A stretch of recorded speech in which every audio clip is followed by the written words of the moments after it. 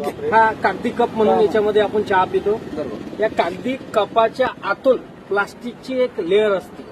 ती लेअर आणि कागद बांधण्यासाठी बिपेन नावाचं केमिकल वापरलं जातं. हे बिपेन नावाचं केमिकल कॅन्सरला निमंत्रण देतं आणि भारतीय शास्त्रज्ञांनी सांगितलेलं आहे. आता बरेचसे लोक म्हणतात हा तर कागदी कप आहे, याच्यामुळे काय होणार आहे. तर एका कागदी कपात चहा पिल्यामुळे 25,000 मायक्रोकण प्लास्टिकच्या आपल्या पोटात जातात एकदा पिल्यामुळे. दिवसातून जर अशी 4 वेळा चहा पिली तुम्ही या कपामध्ये तर 1,00,000 मायक्रोकण प्लास्टिकचे आपल्या पोटात जातात.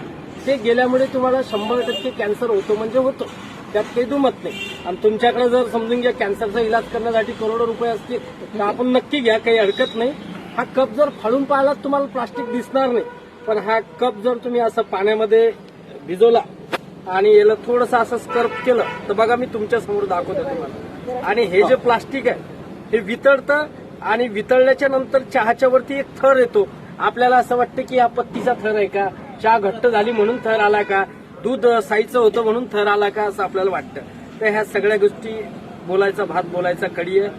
बघा आता हे जर प्लास्टिक वितळलं आणि हे तुमच्या पोटात गेलं, दिसतं याच्यामध्ये तुम्हाला हे ट्रान्सपरंट प्लास्टिक आहे.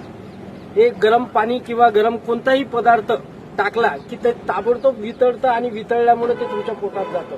जर तुम्हाला मरायचं असेल कॅन्सरचं